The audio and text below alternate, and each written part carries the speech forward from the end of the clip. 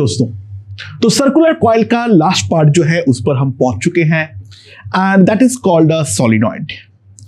Solenoid basically क्या है? The solenoid is basically a helical winding of wire on a cylinder. The cross section of the cylinder is generally circular. ऐसा कोई rule नहीं है, normally circular होता है। There can be thousands of equally spaced turn which can be considered in practically a circular turn। यानी helix में जो pitch है वो हमारा बहुत ही ज्यादा छोटा होता है, जो दोनों वाइंडिंग के बीच का गैप होता है वो हमारा काफी ज्यादा स्मॉल होता है। तो यहां पे हमारा ये जो सिलिंड्रिकल जो हमारा क्रॉस सेक्शन है वो मैं दिखा रखा हूं एंड इसके ऊपर हमारा इस तरीके से वाइंडिंग है। ये जो बीच वाला लाइन है that is called the axis of solenoid. ये आर जो है वो हमारा रेडियस ऑफ द सोलिनॉइड है और जो हमारा एल है वो हमारा लेंथ ऑफ द सोलिनॉइड है। हम जो कंसीडर करते हैं हमारे सिलेबस में जो मेनली है वो है ideal and long solenoid. Ideal मतलब ये जो हमारा दोनों के जो दो वाइंडिंग हैं इनके बीच में स्पेस प्रैक्टिकली जीरो है, यानी they are very very close to one another. And दूसरा जो है हमारा एल जो होना चाहिए वो हमारा much much greater than r होना चाहिए। हम वही वाले सोलिनॉइड के लिए पूरे चैप्टर के दौरान बेसिकली बातचीत करेंगे। थोड़े बहुत हम शॉर्ट सोलिनॉइड पे आएंगे बट मेनली तो हमारा केवल और केवल लॉन्ग सोलिनॉइड के बारे में ही बात करेंगे। तो मान लो टोटल नंबर ऑफ टर्न्स जो है वो है हमारा capital n. Capital n is very very high. तो हमारा चैलेंज अब है we have to find the b vector on the axis of the solenoid. तो वो चीज को ड्रॉ करने के लिए हम क्या कर रहे हैं, इस सोलिनॉइड के ऊपर का वाइंडिंग को मैं ड्रॉ नहीं कर रहा हूं, मैं सिंपली एक का सिलेंडर ले रहा हूं। ठीक है, मैं इनसाइड और आउटसाइड पॉइंट को लेकर अलग अलग से बातचीत करूंगा। एक यहां पर ध्यान दो, ये हमारा एक्सिस है और ये वाले एक्सिस के अंदर कोई एक पॉइंट है P। ये P मान लो ये वाले डायरेक्शन के साथ हमारा अल्फा एंगल बनाता है और ये वाला डायरेक्शन के साथ हमारा बीटा एंगल अगर बनाता है, हमें P पॉइंट पर मैग्नेटिक फील्ड जो है वो हमें यहां पर निकालना है। So that is the question, इसके ऊपर हमें ध्यान देना है। तो देखते हैं जो किस तरीके से हम इसको निकाल सकते हैं। ठीक है, अगेन यहां पर भी जो तुम लोगों को मैंने स्पाइरल के लिए कराया था, यहां पर एग्जैक्टली सोलिनॉइड के केस पर भी अगर हम डिस्क्रीट नेचर को पकड़ते हैं तो उसको सॉल्व करना हमारे लिए बहुत ही ज्यादा मुश्किल हो जाता है। तो उस कारण पे हम क्या करते हैं, ध्यान दो, हम यहां से कोई भी एक जनरल एक्स दूरी पर एक का बहुत छोटा सा इस तरीके से पतला सा सर्कुलर स्ट्रिप काटते हैं। अच्छा, करंट जो फ्लो कर रहा है वो उसके अंदर हम देख सकते हैं, जो बाहर से जब ऊपर से जब जा रहा है तो ऊपर से हमारा जब हमारा ऊपर से जा रहा है तो ये ऊपर से हमारा इस तरीके से करंट फ्लो कर रहा है और पीछे से जो है वो करंट यानी बेसिकली करंट जो है वो हमारा इस तरीके से गोल गोल घूमते हुए आगे की ओर बढ़ रहा है। ठीक है, सो अगर हम ध्यान दें तो यहां पर मैंने फ्रंट ड्रॉ किया हूं, तो यहां पर जो हमारा करंट फ्लो करेगा वो होगा हमारा कुछ DI। यहां पर जो करंट फ्लो करेगा वो है हमारा DI। अच्छा, टोटल नंबर ऑफ टर्न्स जो है वो हमारा है कैपिटल N। ठीक है, तो number of turns per unit length, number of turns per unit length, N जो हमारे पास होगा that will be capital N by L. तो सिंपल सी बात है, जो हमारा number of turns in dx जो हमारे पास होगा, that will be simply equals to small n into dx. तो हमारे पास जो करंट आएगा di, जो हमारा करस्पॉन्डिंग करंट आएगा di, that can be written as a capital Ni dx upon L.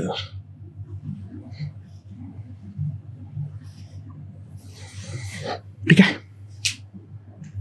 और ये वाले di का मैं डेफिनेटली एक सर्कुलर लूप ले सकता हूं।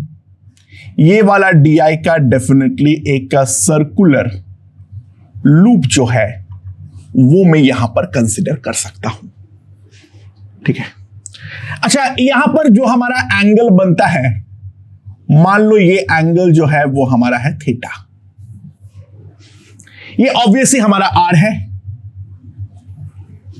ये ऑब्वियसली हमारा रेडियस है। तो एक चीज अगर हम ध्यान दें तो जो हमारा tan थीटा आएगा,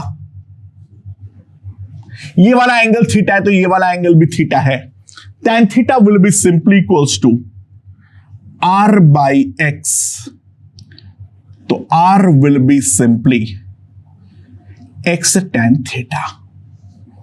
that is what I can write. ठीक है, तो ये एक सर्कुलर लूप है जिसके अंदर थ्रू करंट जो फ्लो कर रहा है वो हमारा di कर रहा है। तो उसके चलते जो हमारा एक्सियल पॉइंट होगा उस पर जो मैग्नेटिक फील्ड होगा dB, that will be mu naught di r square plus x square to the power of 3/2। ये हम लोग साफ साफ देख सकते हैं। ये हमारे पास आएगा dB का वैल्यू। अब इसको कंप्यूट करने का ट्राई करता हूं तो क्या आ जाएगा मेरे पास, म्यू नॉट Ni/2L, उसको तो बाहर कर लेता हूं, यहां पर dx आएगा। अच्छा, आर स्क्वायर को जो मैं लिख सकता हूं that will be nothing but, r square को चलो आर स्क्वायर ही रहने दो, क्योंकि आर तो हमारा फिक्स है, आर जो है वो तो हमारा फिक्स है। एंड एक्स जो होगा that will be r cot theta, x जो आएगा वो आएगा आर कॉट थीटा। तो सिंपल सी बात है, यहां पर हमारे पास आ जाएगा r cube cot cube theta, sorry cosec cube theta into dx। Right, ये हमारे पास आने वाला है। अच्छा, बाय द वे यहां से अगर हम लोग एक चीज ध्यान दें, x हमारा r cot थीटा है तो dx जो हमारे पास आएगा that will B minus r cosec square theta into D theta. तो इसको यहां पर पुट कर दो तो देखो ध्यान दो, आर क्यूब तो कट जाएगा, तो हमारे पास dB जो आएगा that will B minus mu not I by 2L cosec square theta by cosec cube theta d theta, and that can be written as a mu naught Ni by 2L sin theta into d theta। ये हमारे पास आ जाएगा dB। ठीक है, अच्छा, अब अगर हम ध्यान दें, इसको हमें इंटीग्रेट करना पड़ेगा। थीटा का वैल्यू कहां से चालू हो रही है, अगर हम थीटा का लिमिट के बारे में देखेंगे तो हम इस वाले डायरेक्शन से थीटा को मेजर किए हैं, यहां पर इस वाले लाइन से जो है हमने थीटा को मेजर किए हैं। तो थीटा का मिनिमम वैल्यू जो है वो हमारा है अल्फा, और जो मैक्सिमम वैल्यू है वो हमारा जाएगा 180 माइनस बीटा। लिमिट जो है उस पर गौर से ध्यान दो।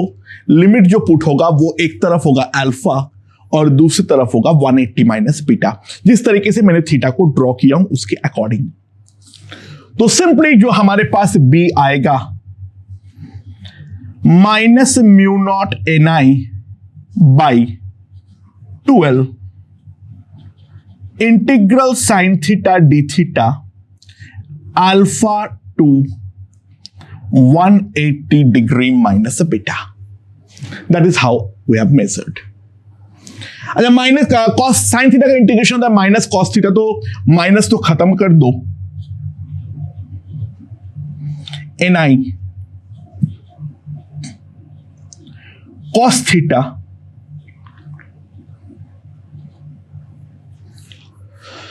तो ये हमारे पास आ जाएगा, राइट। एंड यहां पर अगर हम देखें so that will be mu naught N I by 2l cos of 180 minus beta minus cos alpha. Now cos 180 minus beta is nothing but minus cos beta. तो हमारे पास आ जाएगा मॉड ऑफ बी, मैग्नीट्यूड को लेकर अगर हम बात करें तो mu naught N I by 12 cos alpha plus cos beta.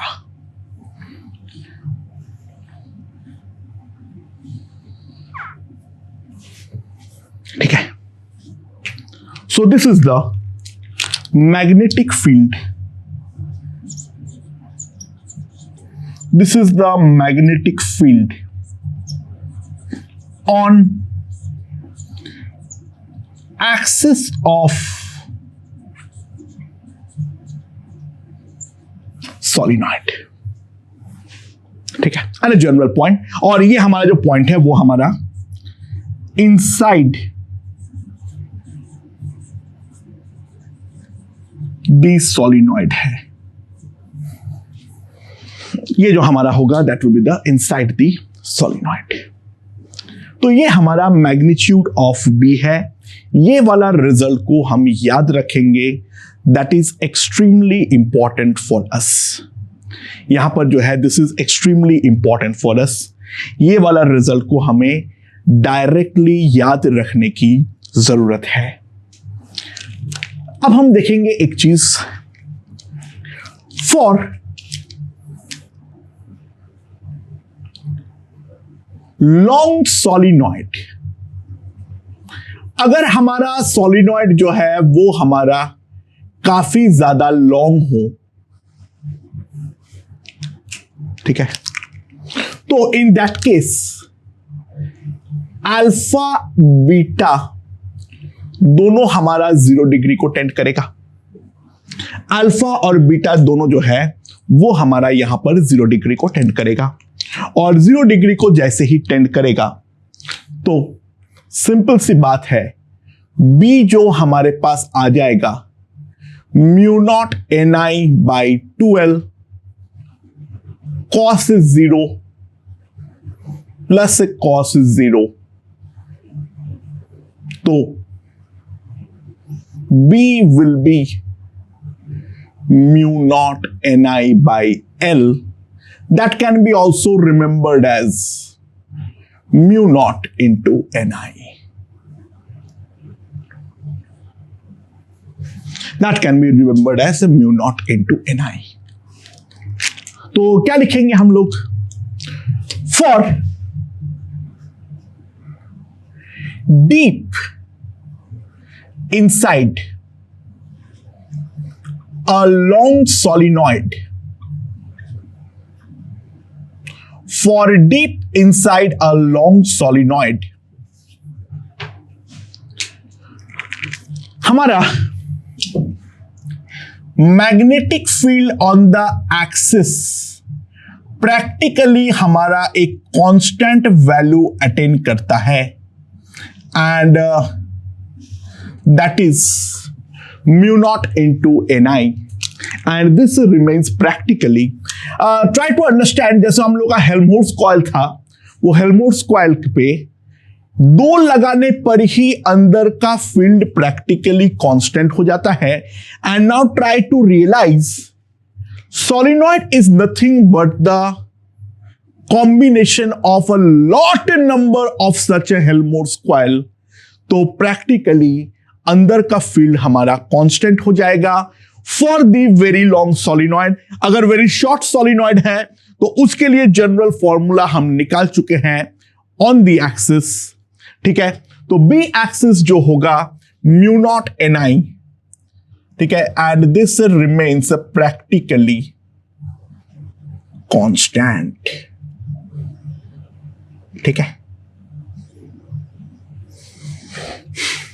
Understood,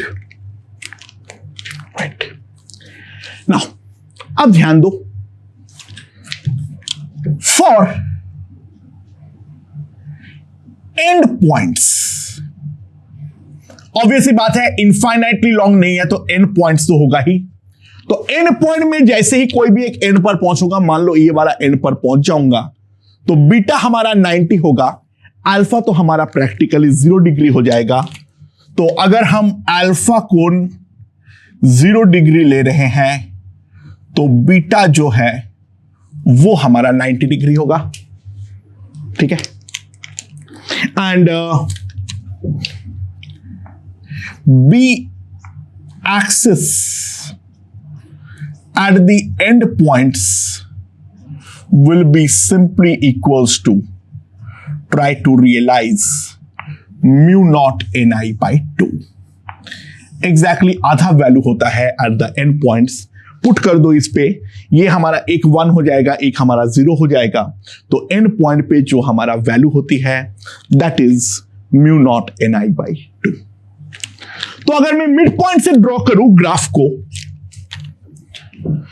magnitude of, ठीक है, magnitude of b vector versus x अगर मैं प्लॉट करूं, एक्स मेरा मिड पॉइंट से लिया हुआ है। सो स्टार्टिंग में ये प्रैक्टिकली हमारा कांस्टेंट रहता है at mu naught N I, and then it decreases steeply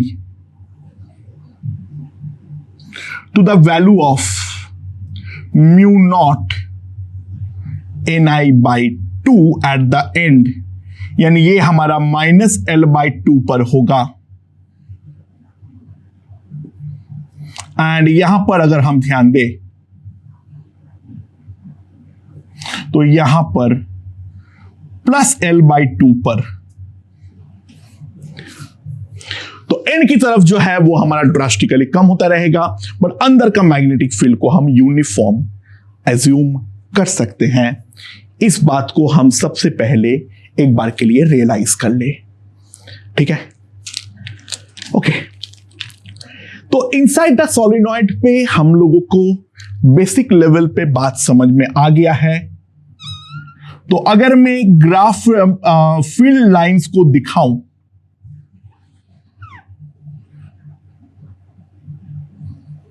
ठीक है,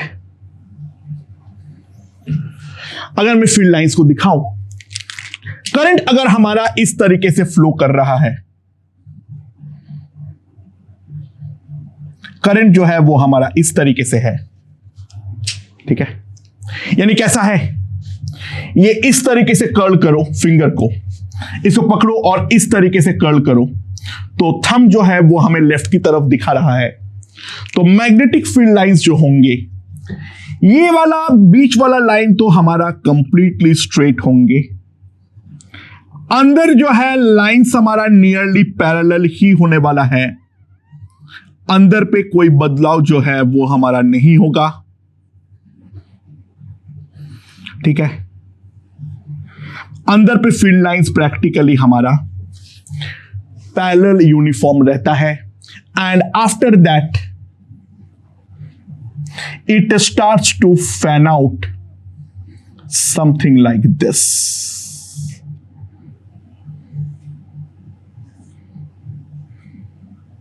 एंड यहां से भी इस तरीके से फैन आउट करते हुए हमें नजर आएगा। यहां से अंदर घुसेगा, यहां से हमारा बाहर जाएगा। इस तरीके से हमारा फील्ड लाइंस जो है वो एक सोलिनॉइड के लिए हमें मिलता है। एंड वापस इस तरीके से ये गोल घूम के ये फील्ड लाइंस यहां पर आएगा। समथिंग लाइक दिस, ठीक है, गोल घूम के यहां पर आएगा। मैग्नेटिक फील्ड लाइंस तो हमेशा एक क्लोज लूप बनाता है। तो एक इंपॉर्टेंट बात यह है, जो density of magnetic field lines outside a solenoid is a very low. तो B out लगभग हम लोग हमेशा 0 एज्यूम कर लेते हैं फॉर आइडियल लॉन्ग सोलिनॉइड। हाँ, एग्जैक्टली 0 तो ऑब्वियसली नहीं होता है, बट लगभग इसको हम लोग 0 कंसीडर करते हैं सोलिनॉइड के बाहर, क्योंकि नंबर ऑफ फील्ड लाइंस जो होंगे अंदर देख सकते हो काफी ज्यादा डेंस लाइंस बनेंगे, बाहर बहुत ही ज्यादा डेंसिटी कम होगा। तो अंदर के कंपैरिजन में बाहर का मैग्नेटिक फील्ड लाइंस को हम प्रैक्टिकली 0 एज्यूम कर सकते हैं। ओके दोस्तों, so what about the if the point is lying on the axis but it is outside the solenoid, then what is going to be the formula? तो ध्यान देना, वहां पर जो इंटीग्रेशन, पिछले वाले क्लिप पर चले जाओ, वहां पर जो हमारा इंटीग्रेशन होगा साइन थीटा का, उसका लिमिट हमारा पुट होगा अल्फा टू बीटा। तो हमारे पास आ जाएगा cos beta minus cos alpha. तो मॉड ऑफ बी हमारे पास यहां पर जो आएगा that will be mu naught ni by 2, क्योंकि अल्फा जो है वो हमारा छोटा एंगल है, तो मैग्नीट्यूड लिखने के लिए ये सिंपली हमारे पास हो जाएगा cos alpha minus cos beta. अगर सपोज करो हमारे पास ये जो पॉइंट है वो हमारा एक्सिस से x दूरी पर है और रेडियस जो है वो हमारा है r, ठीक है। मैग्नीट्यूड यहां पर जो है ये हमारा x दूरी पर है, यहां पर जो हमारा डिस्टेंस है दैट इज माई r, ठीक है। तो ये अगर हमारे पास है तो ऑब्वियस सी बात है, consider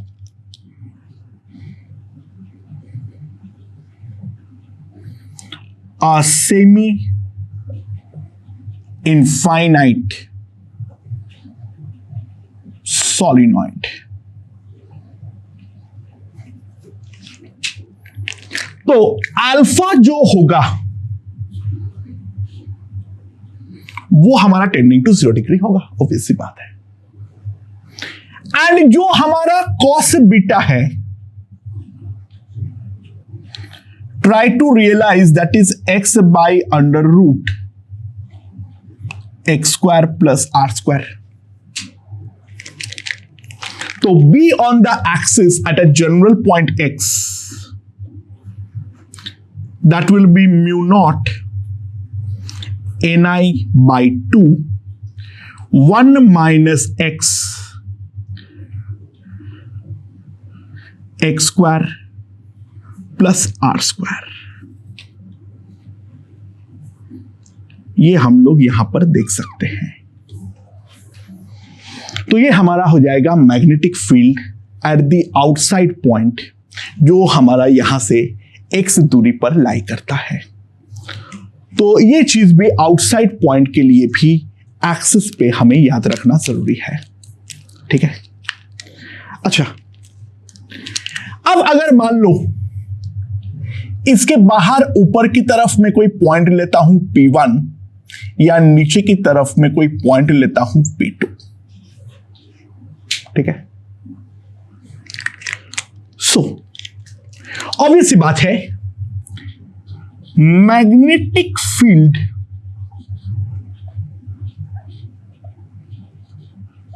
at P1 and P2 are near zero but not exactly zero। अच्छा, उस बात पे और ज्यादा ढंग से समझने के लिए ट्राई टू रियलाइज, मैं मैथमेटिकल कैलकुलेशन पे नहीं जाऊंगा because mathematical calculation is very very tedious. मैं केवल एक फैक्चुअली एक बात को स्टेट करना चाह रहा हूं। जो हमारा कॉइल्स है, this is not one turn.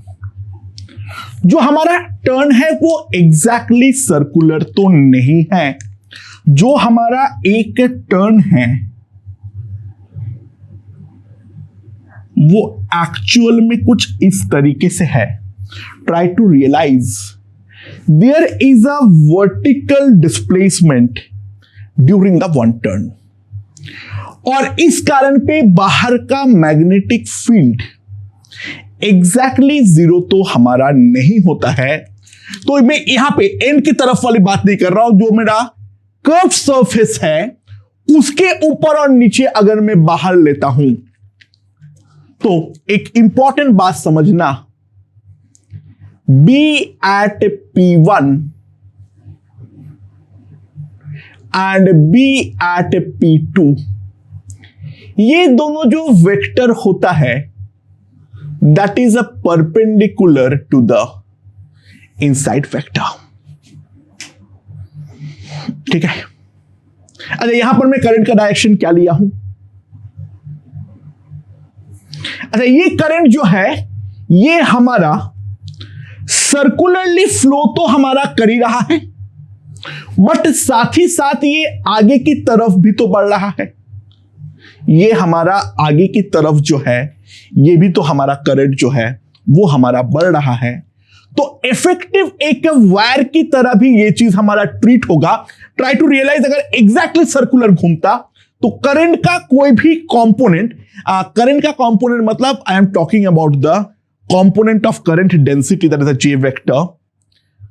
अगर वो एग्जैक्टली सर्कुलरली घूमता तो वो करंट डेंसिटी का कोई भी कंपोनेंट इस डायरेक्शन पे नहीं होता, बट यहां से चालू होकर हम यहां तक पहुंचे हैं तो करंट का ऑब्वियस सी बात है एक बहुत ही माइन्यूट सा, टाइटली वुंड है इसका भी बहुत ही माइन्यूट सा एक कंपोनेंट ही सही, लेकिन एक एक कंपोनेंट जो होगा वो तो हमारा इस डायरेक्शन पर भी होने वाला है। और जिस कारण पे अगर मैं करंट को देखूं तो एक कंपोनेंट हमारा इस तरीके से बाहर भी तो आने वाला है। तो बी डॉट जो हमारा होता है उसका वैल्यू सिंपली आता है म्यू नॉट आई। अगर एक्सिस से दूरी में यहां पर कैपिटल आर ले लेता हूं तो mu not I by 2πr। ये कैसे आता है? नहीं, भूल जाओ, इसका derivation is very very tough, that is not even required. But एक ट्राई टू रियलाइज, एक टर्न एग्जैक्टली सर्कुलर नहीं होता है, थोड़ा सा डिस्प्लेसमेंट तो हमें इस डायरेक्शन के अलोंग भी मिलेगा, जिस कारण पे एक इफेक्टिव करंट फ्लो हमें फॉरवर्ड भी मिल रहा है। तो उस कारण पे यहां पर हमारा इस डायरेक्शन में ऐसे कर लो तो यहां पर जो है साफ साफ हम देख सकते हैं यहां पर हमारा ऊपर की तरफ बाहर की तरफ आ रहा है।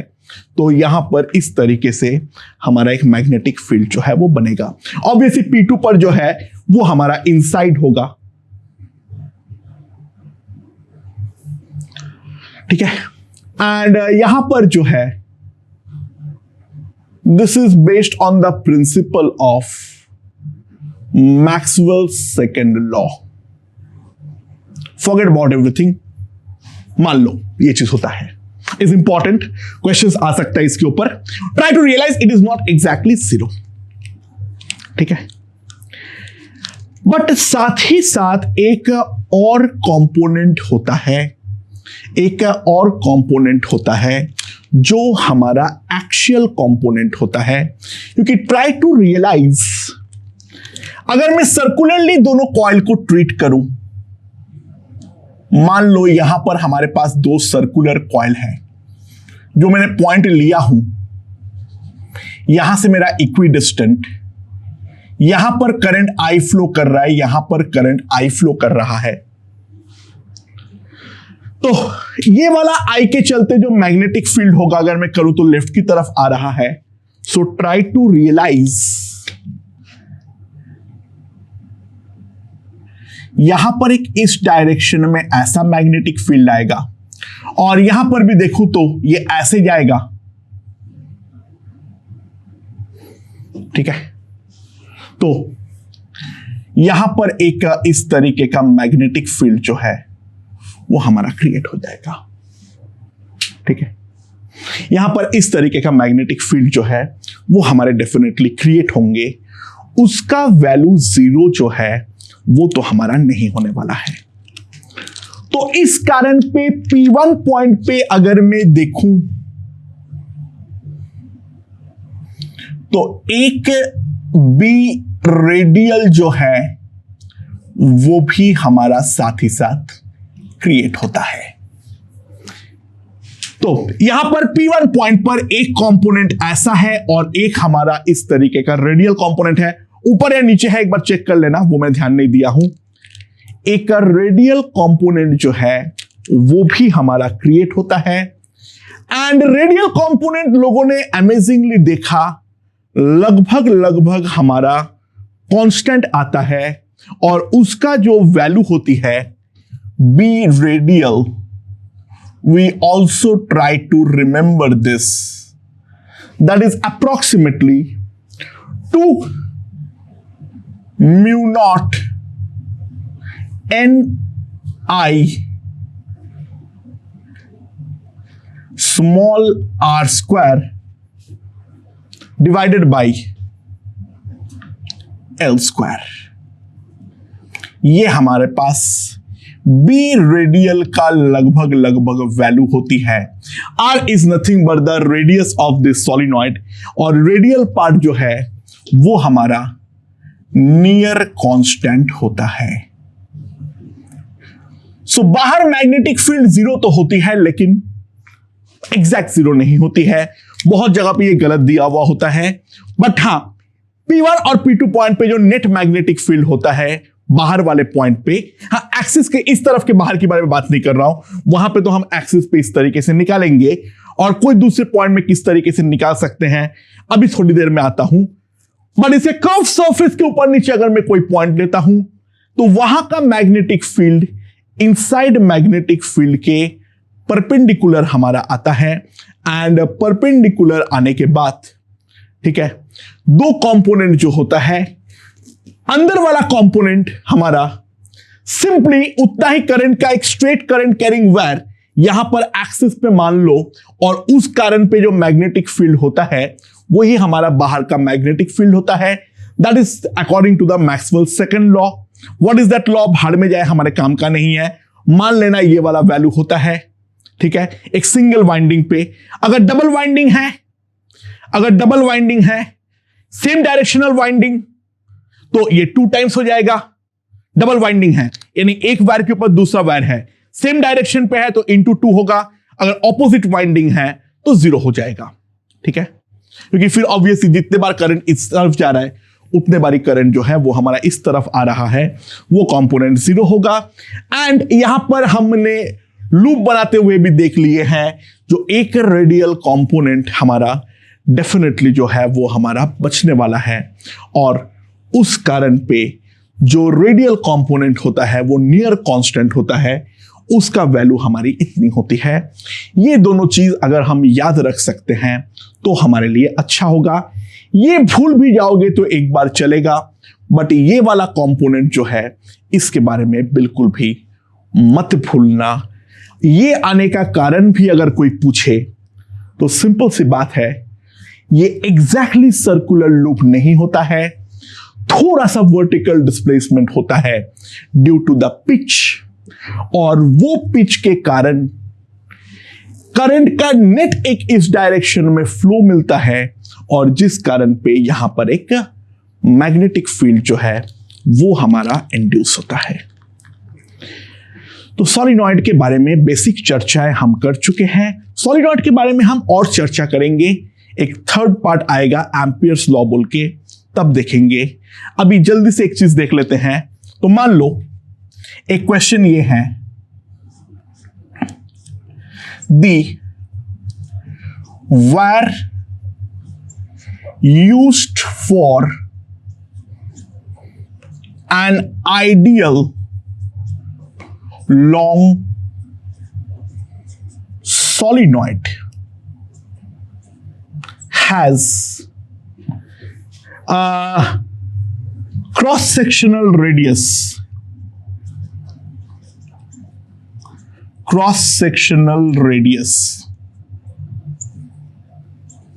that is equals to A. Current हमारा I है, find B inside. Now we have to try to realize, जब हम लोग सिलेंडर के ऊपर वायर को प्लेस करेंगे, जब हम सिलेंडर के ऊपर वायर को प्लेस करेंगे तो वायर जो है वो डेफिनेटली कुछ थिकनेस एक्वायर करेगा, यानी ट्राई टू रियलाइज ए हमारा बहुत ही ज्यादा छोटा है, तो ये हमारा एक पहला वायर है, और उसका अगला लेयरिंग जो आएगा वो इसके बाद इस तरीके से आएगा। सो ये जो हमारा गैप है, try to understand, this is my 2A, ये मेरा एक वायर है, तो ये गैप जो होगा that will B of the length 2A। तो ऑब्वियस सी बात है 2A लेंथ पे हमारे पास एक टर्न है, तो यूनिट लेंथ पे 1/2A टर्न्स होंगे। यानी सिंपली हम एक चीज बोल सकते हैं, जो number of turns per unit length is equals to 1/2A। Number of turns per unit length that is equals to 1/2A। तो हमारे पास जो मैग्नेटिक फील्ड की वैल्यू आएगी B, that is mu naught Ni mu naught I by 2A. So that is the magnetic field over here. ठीक है। So ये एक बेसिक क्वेश्चन है, उस बात को हम समझ लेते हैं, राइट? ओके दोस्तों, a very very interesting question क्या है, हमारे पास एक आइडियल सेमी इनफाइनाइट सॉलिनॉइड है जिसका रेडियस है कैपिटल R,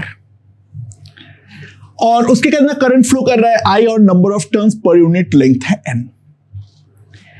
अच्छा, ऑब्वियस ही बात है, सॉलिनॉइड के अंदर मैग्नेटिक फील्ड में हम लोगों ने एक चीज देखे थे, जो अगर मैं ड्रॉ करता हूं यहां पर मैग्नेटिक फील्ड को, तो ऑब्वियस ही बात है एक्सिस पे तो केवल और केवल हमारा एक्सियल ही होता है, और डीप इनसाइड तो हमारा हमेशा यूनिफॉर्म रहता है। लेकिन जब हमारा ये बाहर की तरफ आता है, तो बेसिकली अगर हम ध्यान दें, ये मैग्नेटिक फील्ड लाइंस इस तरीके से हमारा फैन आउट करता है, it is called fanning out. तो मैं कोई भी अगर यहां पे एक पॉइंट लेता हूं, तो नेट बी वेक्टर हमारा इस डायरेक्शन पे आएगा, tangent to the magnetic field line, जिसके अंदर ऑब्वियसली एक एक्सियल कंपोनेंट होगा और एक हमारा कंपोनेंट जो होगा वो एक्स एक्सिस के परपेंडिकुलर, एक्स हमने इस तरीके से लिए हैं, यानी इन द वाईजेड प्लेन होगा, यानी there will be one component along X cap and another component along R cap as told to me. Unit vector को आर कैप लेने बोला है। So there will be two, अच्छा by the way ये Y के along नहीं है, वो तो मैं इस तरीके से ड्रॉ कर रहा हूं, ये तो मैग्नेटिक फील्ड लाइंस होगा, ये एक्स कैप तो फिक्स है ऐसे है, आर कैप जो है वो try to realise it is a rotating unit vector in the whole YZ plane. हमने इस तरीके का प्रोजेक्शन लिया इसलिए वाई के अलोंग लग रहा है, लेकिन पॉइंट को अगर तुम मान लो यहां पढ़ लेते तो हमारा इस तरीके से आता, तो वो एक रोटेटिंग यूनिट वेक्टर है।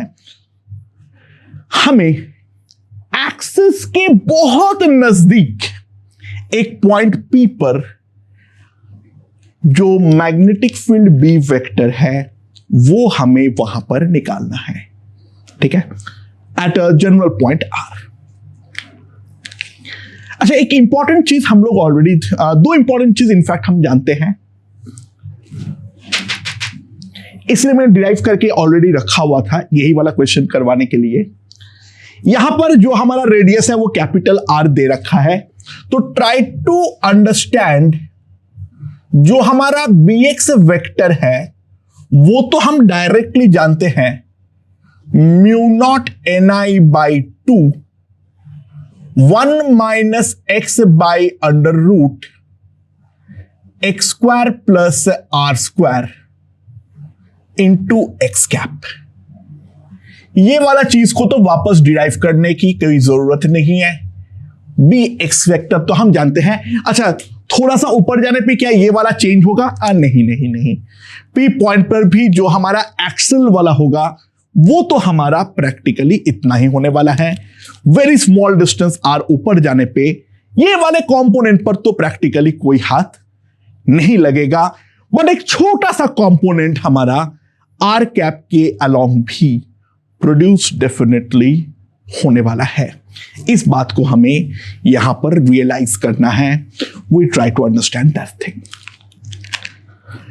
साथ ही साथ तुम लोगों को मैंने और एक चीज भी पढ़ाया हूं, जो for a closed surface integral B dot DA या डीएस जो भी होता है वो हमारा हमेशा जीरो आता है, क्योंकि मैग्नेटिक फील्ड लाइंस हमेशा क्लोज्ड लूप बनाता है। तो ये चीज जो है उस चीज को हमें समझना है। ओके दोस्तों, अब हम लोग एक गॉसियन सरफेस काटने वाले हैं। आर पे सिमेट्री को रखते हुए हम जिस तरीके से काट रहे हैं उस बात को रियलाइज करो। एक सिलेंडर काट ले रहे हैं इस तरीके से, सिलेंडर का जो एक्सिस है वो हमारा सॉलिनॉइड का भी एक्सिस है। इसका ये वाला लेफ्ट वाला एंड जो है वो हमारा एक्स दूरी पर है और इसका जो लेंथ है वो है हमारा dx, ठीक है। ये जो हमारा लेंथ है that is my dx। Now यहां पर ये वाला जो रेडियस है वो है हमारा r। यहां पर जो हमारा रेडियस है that is my equals to r, ठीक है। अब यहां पर क्या फंडा है, यहां से जो हमारा अंदर एंटर कर रहा है, क्योंकि प्रैक्टिकली ये वाला bx को हम कांस्टेंट ले सकते हैं, तो यहां से हमारा जो एंटर कर रहा है वो हमारा bx वेक्टर कर रहा है और यहां से जो हमारा एग्जिट कर रहा है, यहां से जो हमारा एग्जिट कर रहा है वो हमारा एग्जिट करेगा bx vector minus dbx vector. और बाकी जो है वो यहां पर हमारा इस तरीके से बी आर वेक्टर से कर्व सरफेस के थ्रू हमारा फ्लक्स बाहर आ रहा है। इधर भी होगा, ऑब्वियस सी बात है। तो अब अगर मैं यहां पर इसको, अब बाय द वे इसको गॉसियन पिल बॉक्स बोलते हैं, वहां पर गॉसियन सरफेस बोलते हैं। This is called a Gaussian pill box.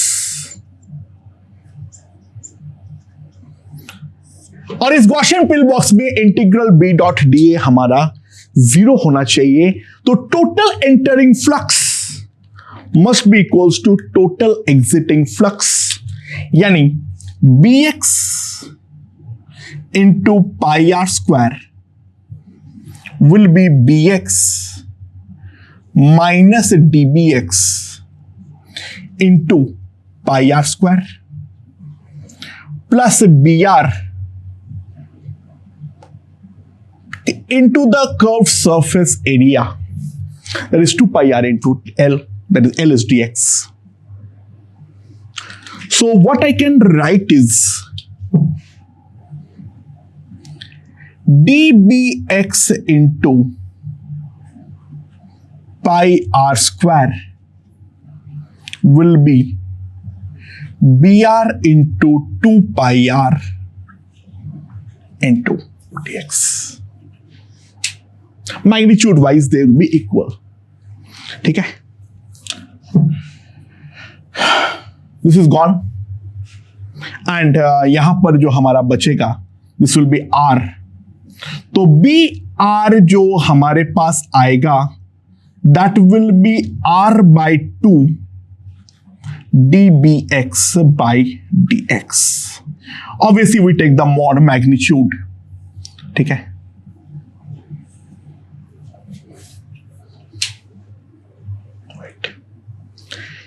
सो दोस्तों अब अगर हम ध्यान दें, हमें बेसिकली ये वाला रिलेशन जो है उसको डिफरेंशिएट करना है। तो bx हमारे पास हो चुका है, तो dbx बाई dx कितना आ जाएगा? Mu naught ni by 2। पहला टर्म तो 0 हो जाएगा, फिर इसके अंदर का differentiation this will be x square plus are square, फिर under root x square plus are square, x का डिफरेंशिएशन तो 1 है, minus x x by under root x square plus are square आएगा। ट्रस्ट मी इन कैलकुलेशन वही आएगा। तो यहां पर जो मेरे पास आ जाएगा mu naught N I, calculate करने पर आ जाएगा R square by 2 X square plus are square to the power of 3/2। ठीक है, ये हमारे पास आ जाएगा mu naught N I R square, ठीक है, by 2 times X square plus are square to the power 3/2। तो मेरे पास जो बी आर वेक्टर होगा that B R vector will be simply mu naught N I R square divided by 4 X square plus are square to the power 3/2 ऊपर small R into R cap. Simple differentiation का सवाल है। B R vector जो है वो हमारा इस तरीके से आ चुका है। तो बी एक्स वेक्टर मैंने निकाल दिया हूं, बी आर वेक्टर जो है वो मैं निकाल दिया हूं। जो नेट बी वेक्टर होगा हमारे पास that will be B X vector plus B R vector. तो दोस्तों आउटसाइड पॉइंट पे हमारा एक्सिस के क्लोज होना जरूरी है, अदरवाइज बी एक्स को हम कांस्टेंट नहीं मान पाते, बहुत ही ज्यादा प्रॉब्लम हो जाती। तो वहां का मैग्नेटिक फील्ड हम इस तरीके से निकाल सकते हैं।